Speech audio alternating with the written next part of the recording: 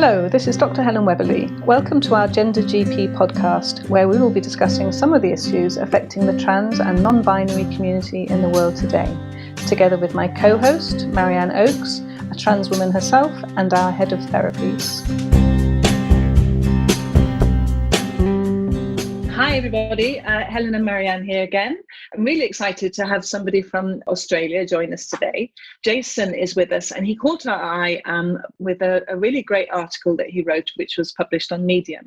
But as usual, what I'm going to do, Jason, if you don't mind, is I'm going to hand over to you to let you introduce yourself to the people who might be listening. Tell us who you are, where you're from, what you do, anything about you that you'd like to share. I grew up in a family that wasn't that religious. My mum was one of those who went to Sunday school because that's what you did. My father was the son of a Catholic and an Anglican parentage, which in the 1930s was not a good combination, sort of that Catholic-Anglican divide. So he wasn't very involved in faith. But, you know, growing up in the 60s and 70s, you know, kids got sent off to Sunday school, as I did. For a variety of health reasons, in year 10, I got sent to a private school, which was then Methodist school. And that was a wonderful place, a safe place for me to be. I then kind of left the church, as a lot of people do in their teenage years. And then when I moved to Melbourne after university, the only thing that was familiar to me in Melbourne was the local Uniting Church. So just contextually for your listeners, the Uniting Church came around in 1977 from a merger of the Methodist, Congregational and about 70% of the Presbyterian Church. So it's a unique Australian church. It's been around for about 40 years. From there, I got encouraged by the minister there to get involved in Sunday school teaching, which was kind of reteaching myself my own faith and helping young kids. Got involved in youth leadership and then had a number of roles there, including a board role for a major welfare agency down there that actually developed the first violent men's program in Australia in the late 1980s. And then we're moving to Sydney, again, continued my involvement with the Uniting Church, again, running a lot of youth programs. And I was on the board of the National Christian Youth Convention when I moved to Sydney. And then, like a lot of people, I had probably some understanding of my sexuality when I was 10 to 14. But when I sort of got discovered with a boy when I was 14, all hell broke loose at home and went deep into the closet. So like a lot of men of that vintage, I married. I have two beautiful kids who are now in their early 20s. And then about 2015, my mental health was in pretty bad shape. And that's when I came out as gay. I suppose I've always had a bit of an activist bent from a social justice point of view, and then got involved in a number of LGBTQ rights issues. I sit on the Audit and Finance Subcommittee as a volunteer of ACON Health, which is the old AIDS Action Council of New South Wales, and now co-convener of Uniting Network Australia, which is the LGBTQ advocacy and pastoral support area within the Uniting Church in Australia. So it's probably a bit longer than you hoped, but that's a quick potted history. You mentioned at the end there that your activism perhaps came from your own experiences with, you know, being found with the boy and going back deep into the closet and not being able to come back out again. And obviously we see that kind of story in the work that we do ever such a lot. And I don't know whether you just want to touch on what that might have meant for you at the time. And I think I'm really interested, and I think Marianne will be too, in the effect of that first disclosure. Even though your first disclosure was perhaps not what you anticipated, the effect it had on you was to push you deep down for a very, very long time. And I'm just interested in the effect that had. It was very interesting. My mother, interestingly enough, and I'm working on my memoir, which I had hoped to be out earlier this year, but because of some health issues, as you can see, and some legal issues, the book's been sort of delayed at the moment. But it was mainly my dad's reaction that was very, very bad. And what was really one of the funny stories around all of this is my parents were very supportive of Australian movies. And so, a year or so after I got caught, and it was, I was told this was very unacceptable and all that sort of stuff. We went to a new Australian film. We picked up my mum's friend. Those two went off to the ballet. Dad and I went off to the film. And the name of the film just escapes me at the moment, but it was about a Catholic seminary for young boys. And in it was a young priest who was struggling with his own sexuality. I think the inference was he was straight, but, did he want to get married and all that sort of stuff? And in it, I actually learned about masturbation. I don't know if you can say that in your broadcast, but Sure. So that was quite a bit awkward sitting next to my dad. But at the end of this, having gone 12 months earlier about this issue with my boy, the thing that my father said straight afterwards is, I hope nothing like that ever happens between you and any other boys at school. So there was this constant messaging that being gay was unacceptable, and with some other issues I was having with my father. And the reason why my upcoming memoir is called A Journey Towards Acceptance is I was always trying to be acceptable. And it seemed no matter what I was doing with my father, I never felt I was acceptable. And so one of the things to do was to try and live the straight life. And it almost killed me a couple of times. Marianne, that's something I'm sure you hear a lot. I was just going to say, your story probably parallels a lot of the people we work with. I know, sexuality and gender is not always considered the same, but I think the stigmas and shame around it is very similar. And I was just reflecting back to my childhood, slightly different than yours in that my parents, I've got a brother who was, dare I say, a black sheep, so I was kind of put on this pedestal. So I had something to live up to try and maintain. So the thought of coming out would have been terrifying. So yeah, I could feel what you were going through, and I never had that reinforcement of you must not, because nobody was going to guess that transgender wasn't even on the agenda, if that makes sense. So, that's right. And what's kind of interesting about this is two different things. One, I've kind of learned researching my book. I've often wondered why the story of HMAS Australia in the Second World War has kind of been hidden from the public. He got hit by 5 kamikazes in 3 days, and that's where my dad was injured. And that was one of the complications. My dad was in and out of rehab hospital during a lot of my young life. But as I've researched it, I've now discovered that there was a murder on the ship related to a homosexual activity. And part of the suggestion is now perhaps the Navy has tried to hide the history of the pride of the flagship of the Navy because there was a homosexual murder. And my dad joined the ship soon after that, so the whole issue of that murder and the trials went on for well over a decade. It all the way went through the High Court because the ship at the time of the murder was under British command, so British naval law came in, and so you could be hung for murder where you couldn't in Australia. And so this matter went on for years.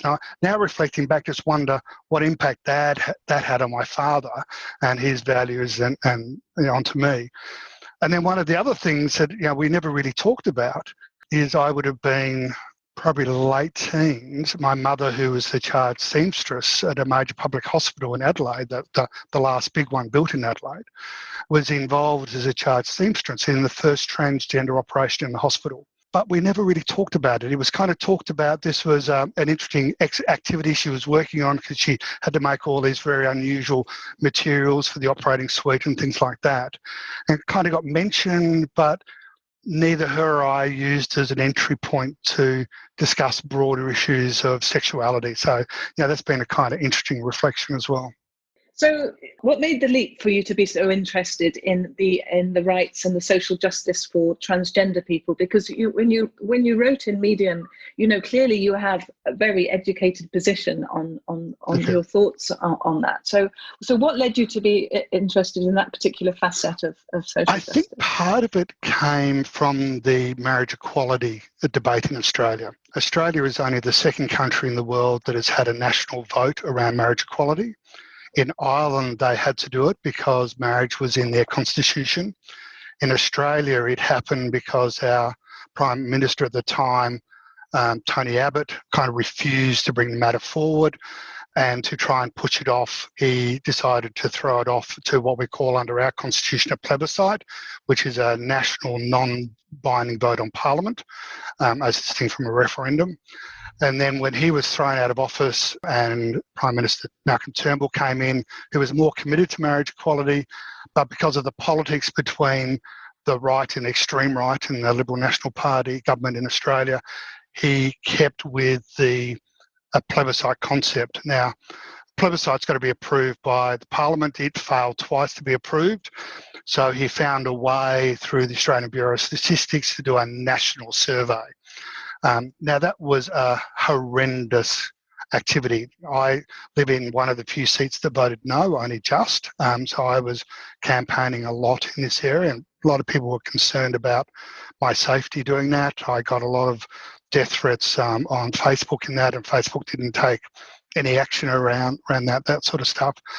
But one of the really sad things that happened through that is the No campaign, led a lot by the Australian Christian lobby, were putting up a lot of misinformation, and a lot of it was around the Victorian government had sort of sponsored what was called the Safe School program, which was an anti-bullying program for LGBTQ kids in schools. And the Australian Christian lobby was really pulling out a whole lot of stuff around transgender and misusing that, and kind of saying if marriage equality gets up, your kids are going to be able to do anything, parents aren't going to be able to stop anything. And in the end, kind of to protect the vote, even the LBGs kind of threw the transgender people under the bus to get the yes votes up, which a lot of us were kind of horrified with at the end. And when I realised that, I thought, I suppose it became more obvious to me. I'm part of a minority in a minority. It's hard being a gay Christian. The suicide statistics of gay Christians are not dissimilar to transgender people, which is often not a known fact. And so I thought, we've got marriage equality, we're getting things done. The Uniting Church is kind of allowing marriage in the Uniting Church. But I could see the pain happening with the transgender community, and I had an ability to do something. So I sort of thought, let's go out and support them. And I suppose it also reflected early in my coming out. I obviously got a lot of support from a lot of gay people, but some of the people whom I didn't know really well who were transgender were the ones who actually kind of picked up on some of the mental health nuances a little bit more and took a little bit more of a caring step. And I've kind of appreciated that on my journey. And then as I've gone and done things, I went to the Asia Pacific Rainbow Families Forum in Hong Kong, met some beautiful transgender people from the Pacific Island, and start to learn more about what the American Evangelical Church is trying to do in the South Pacific to destroy the transgender people in the South Pacific. So that's kind of was the inspiration to get involved. Amazing. And if in your article, again, you focused on the younger people. So again, I mean, I don't want to guess for you, but what is it about the younger people that you feel that needs to fly that flag so high? I suppose it's my own reflection of what I went through as a 10 to sort of 16-year-old. I was struggling and having to reject my sexuality. And then seeing the pain and consequence that had through my life. There are people that often don't have a lot of rights in society. And so I thought that would, and a lot of my work has been with young people in the church. So there's kind of a natural affinity there. So again, I've got a bit of a position where I've had access to things through being on the the board of the Medical Council in New South Wales, that I could see and influence a few things. So, and then just seeing what News Corporation has been doing globally in its global anti-transgender campaign. Yes, some people have got to stand up, and it's got to be more than the transgender people. And so, trying to be a good ally, I put my foot in it from time to, well, reasonably regularly, but I've found a few allies now, or transgender people I sometimes put some things past before I put them out there. Marianne, I'm interested in your thoughts, because Jason was talking about the minority. So being a gay Christian who now is adding another minority, i.e. somebody who supports not only transgender people and is active for them, but transgender youth. So that's a big kind of minority flag to fly, isn't it? I think when I did my studies, we learned a little bit about minority stress. And I think it's interesting, as the minority. I think lots of people can feel that they're part of a minority, but I think certainly for some reason, LGBT, the stress of that is far greater, because I think we're marrying up different facets of social acceptance. We're trying to find our own route. We're trying to find our own communities. And I say that because I'll be honest with you, I don't know what it's like in Australia, but certainly here in the UK, when I was growing up, there was no community. We called it the scene, and you had to search it out. It's very clandestine, and yeah, it was slightly different for the LGBT side of things, but it was still coming out of the darkness. So minority is double the stress. That's what I was going to say. Trying to marry up your faith with your sexuality, and then keep that within your social circles. Yeah. I've been lucky. I say lucky, you might disagree with me, but unfortunately or fortunately, I didn't have the faith side of it to marry up. But we're lucky here in Australia. There's a Anglican priest in Brisbane who is a transgender woman, and she's just an amazing woman, and it's doing so much in the non-Sydney Anglican part of the Anglican Church here in Australia. One of the things me and some of my friends talk about a lot, we talk about acceptance, and in the UK there definitely is a shift. I think recent surveys showed that actually the majority of people just want us to get on with our lives. Exactly. But one of the things that we kind of notice is there's nobody up in the higher levels that is openly trans. We do have some openly gay men in politics and lesbian women. We have no openly trans people in any places in power that I can think of. If they are there, they're still in the shadows. I don't know what it's like in Australia. Pretty much the same here. I think there is at least one or two transgender people in state parliaments in America, I think now. And I was lucky enough to go to Stanford University a couple of years ago. They have a specialist executive leadership program for LGBTQ people. And there was a transgender senior executive on that course with me. And we had this phenomenal transgender woman, very senior venture capitalist, come and give us a lecture. So it's coming, but I'm seeing that more in America than I'm seeing in Australia. Obviously, we've got Joe in the Anglican Diocese up in Brisbane, but I think we've still got a long way to go. Yeah, I think having somebody quite high up in the church though must be quite reassuring as well. It's that to me feels like a massive step. I can't imagine it in the UK, and I feel sad saying that because we're not the most backward thinking of countries, but it's signs of acceptance. I don't know if you'd agree that to see people being elected. I was celebrating when somebody won Big Brother. There was a trans woman years and years ago who won Big Brother, and I thought that was a massive step. That's as far as we got, I think. Yes, exactly. And I think that whole issue of visibility. When I came out, one of the things that was very important to me, that my discovery was that as part of, I thought Mardi Gras in Sydney was just a parade.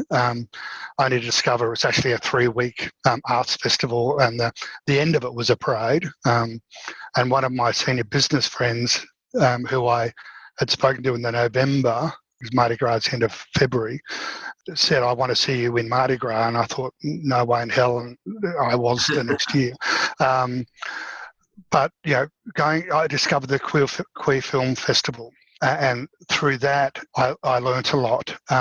One of my lesbian friends who's a minister in the Uniting Church said, you need to watch Queer as Folk. And it was interesting. There are some things in that kind of I felt very uncomfortable with. But when I went to Atlanta a year or so later on a business trip, and I wanted to go to a gay bar, and I was looking up the reviews using language that I learnt through Queer as Folk. And if I hadn't watched Queer as Folk, I wouldn't have understood how that bar was being described. And so having film, having literature, all that sort of stuff is really, really, really important. And, Neighbours, which I think you have in the UK, now has a transgender girl in that. And I think I've not seen it yet. I'm going to catch it up on iView. But the Australian Broadcasting Commission has had, I think, a 4-part series about a young girl, transgender girl starting high school, and I think the BBC's just picked it up. So again, that visibility is very important, not only for other people to see that transgender people are normal parts of our society, but also for the transgender kids to see themselves on the TV screen. And it's really interesting. It's a theme that comes up a lot, isn't it? The people in high places, that visibility, and actually Neighbours, I used to watch that avidly at university. I haven't watched it for a long time now. And the importance of film and literature. It's just about the finding of vocabulary. Really interested that the vocabulary needed to be learned so that you understood what the people were talking about. It's really really important thought. I'm interested as well that suicidality. You mentioned earlier that being a gay Christian has a suicide rate attached to it, as does having the minority of being a transgender person. But yet that suicidality is often played down, isn't it? By people who would like to, and certainly myself as a doctor who campaigns very, very highly to provide gender-affirming care for transgender people in order to reduce that suicide rate. I'm often criticised saying that we in some way make these statistics up, we polish them, we make them bigger than they are. And why do you think that? Why is it that some people need to play that down when it's such a serious thing? I think there are a number of things at play there. I think there is just the anti-LGBT TIQ, and particularly the T at the moment, agenda going on. I think we're also not very good at talking about mental health. And I've been going through some significant mental health issues with this injury.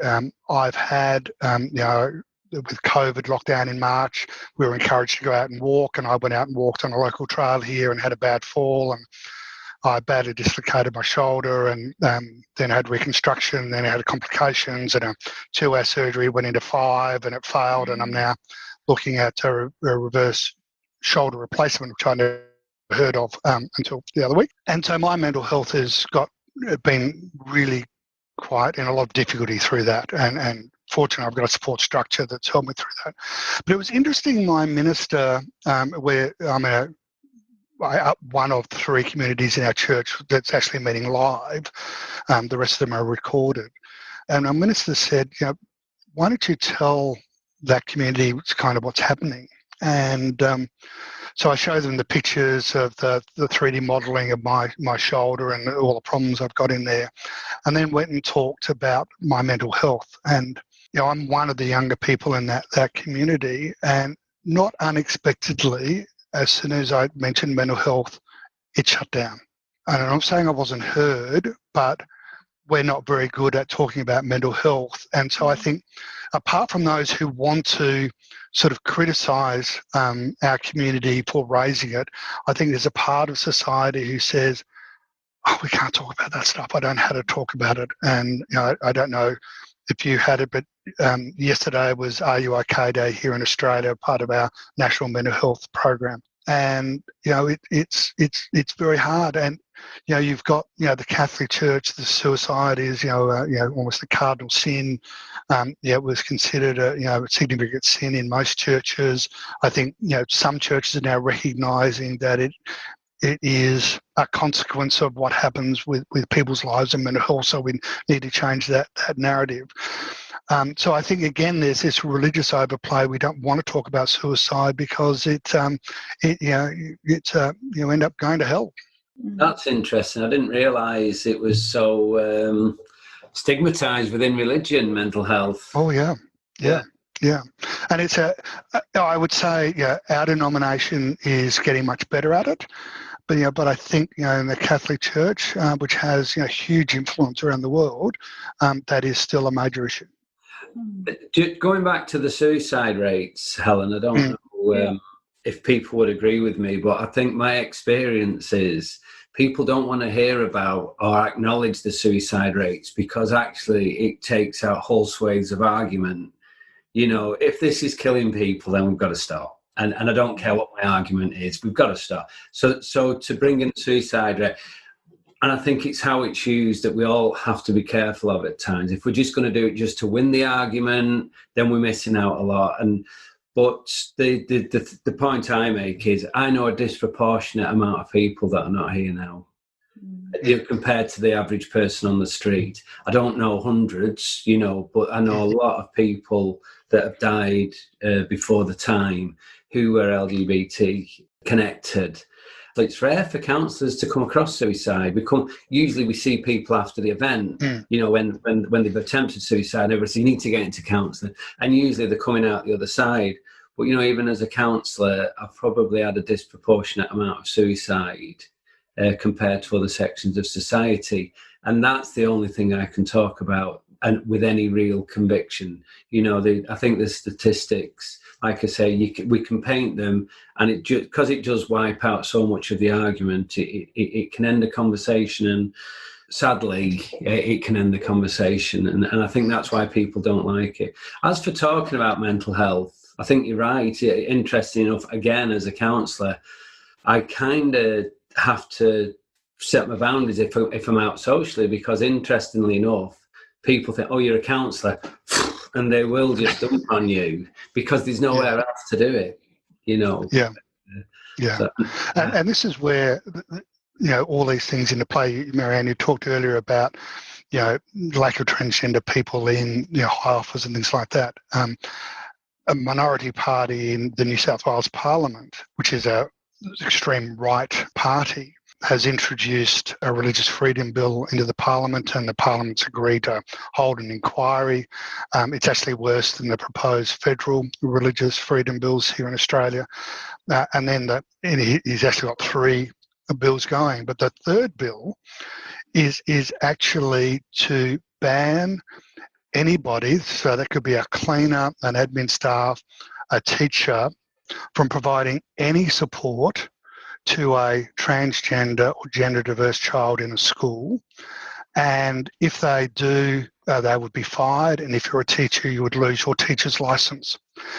And because we don't have a transgender person I'm aware of, we've got some LNG people in the Parliament, they're not hearing the voice of the transgender persons in the Parliament, and that person just doesn't believe the suicide rates of the transgender people, or thinks it's all made up. So, he's happy to go and put that sort of horrendous bills into our Parliament. I think, we know it's a very real thing, and yes, mental health is hard to talk about, and it's that doubling up thing, isn't it? Mental health and being transgender, or and being gay, or and being part of this or whatever community it is. It is very difficult, but it is, like we were just saying earlier, it's, for anyone listening out there, the language is there. If you can find any way of reading or looking it up on the internet, looking at people who are willing to talk about their mental health experiences, and try and pick up on some of that language, so that you don't have to bother Marianne in the pub with it, but you can actually get some help. It's finding that language, isn't it? And this is where I think good general practitioners are just so critical. When I realised, what was going on with my sexuality, and I'd actually stopped seeing a counsellor because she was a Christian psychologist, and I didn't feel I could trust her. So I stopped seeing her when I realised what was sort of bubbling up at a million miles an hour. After stopping seeing her, I sort of come to terms with myself, but my mental health deteriorated. My wife at the time said, "If you could go back and see her," and I said, "No, I won't. Well, you've got to go see our GP and get referred to somebody else." I was nervous about seeing my GP because he also is a Christian, a bit more conservative than I am, but we had a very good working relationship for well over 20 years. So I booked a double appointment. I had my iPad with my list of things I wanted to do, and I'd hoped most of those would take 25 to 30 minutes, but it only took 5 minutes. And he said, "Jason, you booked a double appointment. Is there something else?" And I kind of went into myself. I was stopping the breathing, and he quietly, without me noticing, moved out behind his desk. And then I told him, I'm gay and I just don't know what to do. And there were a couple of really important responses. The first one is, a lot of things now make sense. I had a long history of mental health, and so this obviously was something to play into it. And he's been practicing probably for over 20, 30 years. I've never had anybody come out to me before, and I don't know where to refer you to. Can we work on this together? And he said, I need to test something. I need to test, are you in an emergency or a crisis? And he defined it as emergency, you need to see somebody in the next 48 hours, or crisis, we need to see you in the next 2 weeks. And we kind of worked through that, and the next 2 weeks was fine. And then he asked permission to go talk into the primary health network that he's a part of to get some advice. He gave me a referral to somebody a few days later, which was, again, to a Christian psychologist. And I said, "No, I don't think I can do that." And he said, "I understand." A few days later, he gave me another referral. And I decided at this point in time, I was going to ring the person to talk to them before I made an appointment. Was there a possibility of a connection? And I rang, and she actually rang me back. I looked at her website and I thought, my doctor's got it. He's really got it. And she rang me back and we talked, and she said, "Look, I understand why your doctor's referred you to me, but I now exclusively work with transgender teenagers." And I'm thinking, in my local suburb, there is somebody working exclusively with transgender teenagers. Kind of blew me away.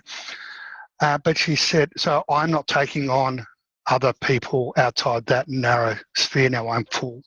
But my supervisor works in the space I think you need.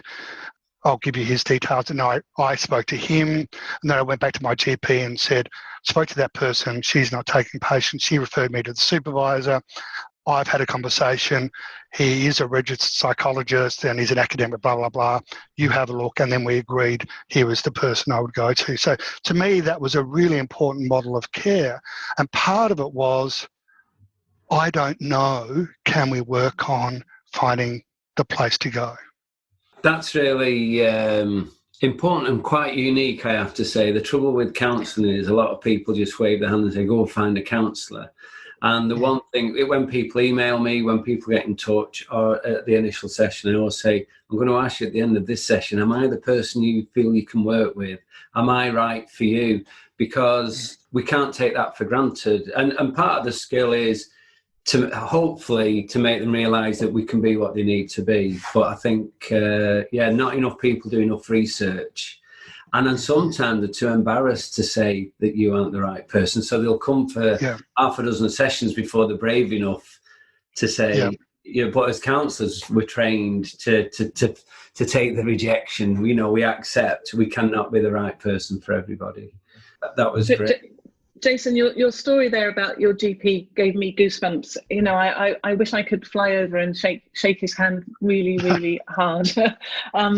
It's so important. I love the imagery of him coming round from his side of the desk to connect with you that little bit more, to acknowledge that actually he doesn't know anything about this. This is new for him. You're the first one. I don't know anything about this, but let's work on this together. What an amazing lesson for any professional who might be listening to learn, because excuse me, because there will be people who go to their GP and make that double appointment, and the first bit's all taken up with their throat and their ear and their bad foot and what have you. And then it's like, well, come on now, what is it you wanted to say? And if they are brave enough to say those words, I think I might be transgender. And then to be that, what that doctor or nurse or counsellor does with that information is so important, isn't it, Marianne? I think I say about the 4 words, and we've got them on the website now. How can we help? I think they're the most important words anybody can hear. We don't want fixing. We want someone to work with us, not work against us. And I think that's really crucial. How can I help you? But, you've told me this. How can I help you? And usually we will know. Certainly trans people in the UK will already have been researching what they need. So, yeah. And this has been, I suppose, part of my journey, having been on the Medical Council of New South Wales as a community member. So we're the co-regulator of medical practitioners in New South Wales. I retired off it at the end of June this year after 8 years. And that board is made up of doctors nominated by the different colleges, university academics, and I think about 4 lay people. And, we had over that period of time a number of complaints around transgender people, which were really interesting, and one that sticks in my mind was a person in a immigration detention centre who was a transgender woman, and the doctor. She went in, I think, with a sore finger, something like that.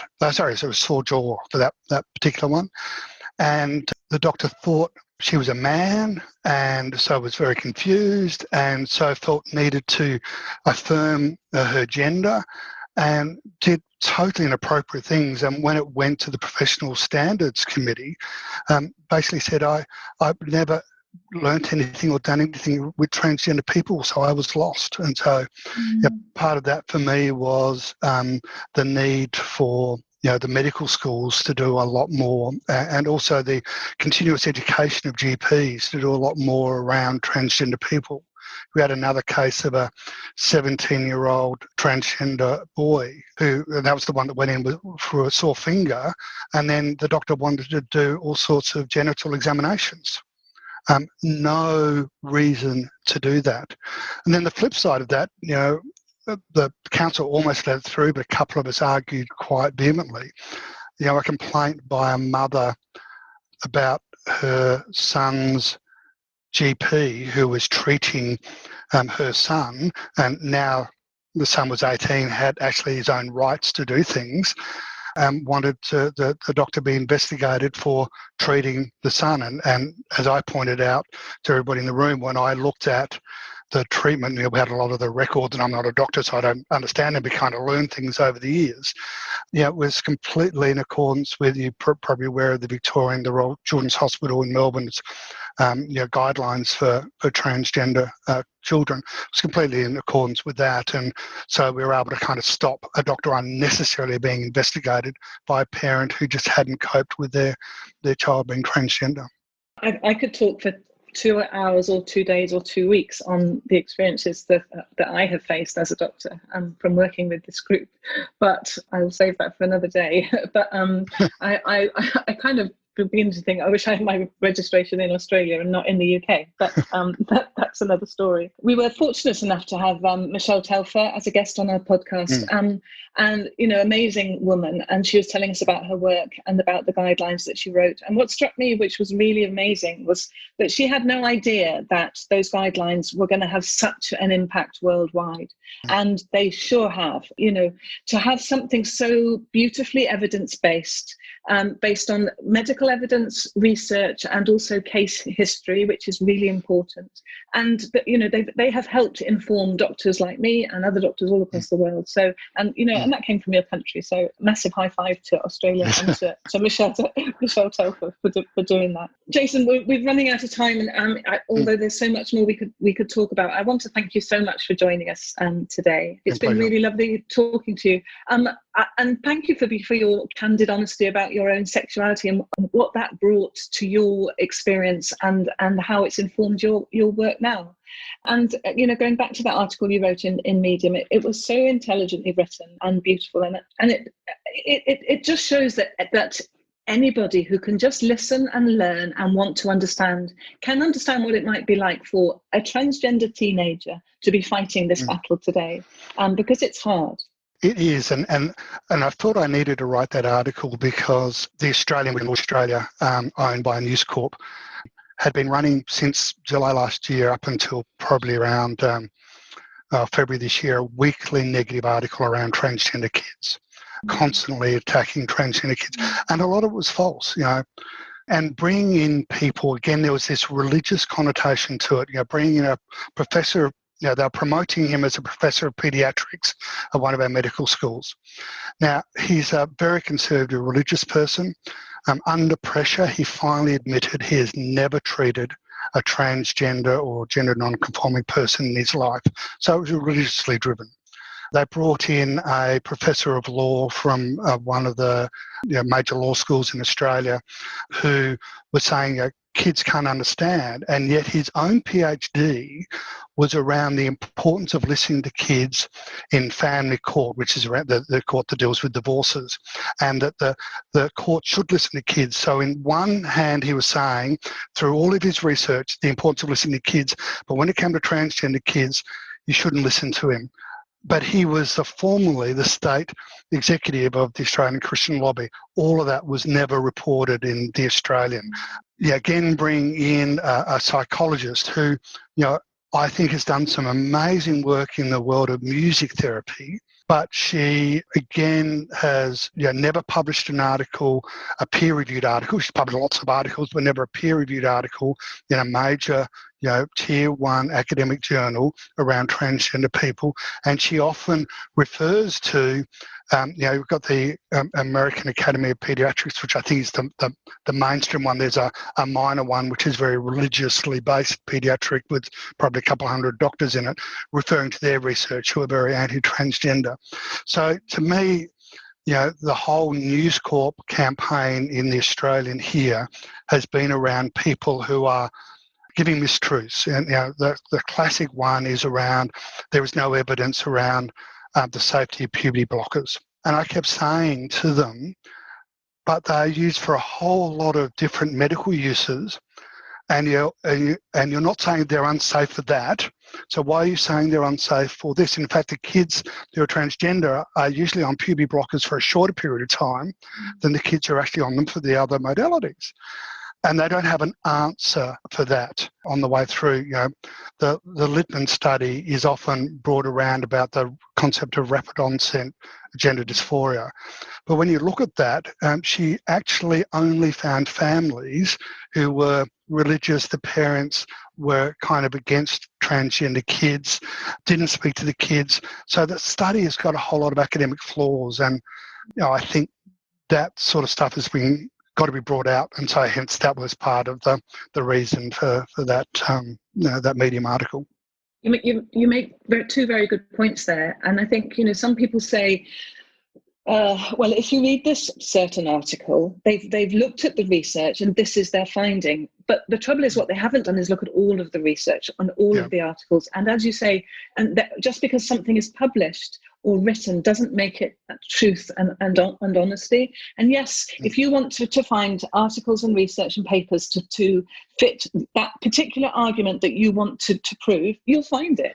But actually, if you do it the other way around and look at all of the research and articles and then make your opinion, that's the way to actually make informed opinions. And your other point there, which I completely concur with, is that it's very damaging how one person in an important seat can have so much power actually you have got to have a look at that seat that they're sitting in and have a look at the evidence that allows them to speak with such authority.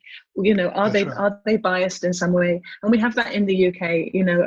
A lot of people who are doctors who are publishing apparently good evidence-based literature on transgender issues are biased, and what they're writing is dangerous, and yet it's being published, and yet they're being hailed as experts, and it's very frightening, and never more frightening than for a parent of a transgender youth who's how do you work out what is right and what is wrong when you've got this bias there? It's a terrible shame. And I hope that your shoulder and the mental health that suffers because of an injury like that, I hope that you get better. Thank you. And thank you so much for sharing your time and your experience with us today. It's been really lovely to talk to you. Thanks so much. Likewise. Bye-bye. Bye. Thank you so much for listening. I really hope you've enjoyed our programme today. Please go ahead and subscribe to future episodes if you haven't done so already. If you or anyone else have been affected by any of the things that we've talked about in our podcast today and you'd like to contact us, please visit our website Help Centre and contact us via there. We're very happy to accept ideas for future episodes and future guests, so let us know if there's anything specific you'd like us to cover. You can also visit our website gendergp.com for a multitude of information about transgender health and wellbeing issues. You can follow us on social media. ID is @GenderGP, and you can sign up to our monthly newsletter. Full details can be found in our show notes on our podcast page. Thanks for listening, and see you soon.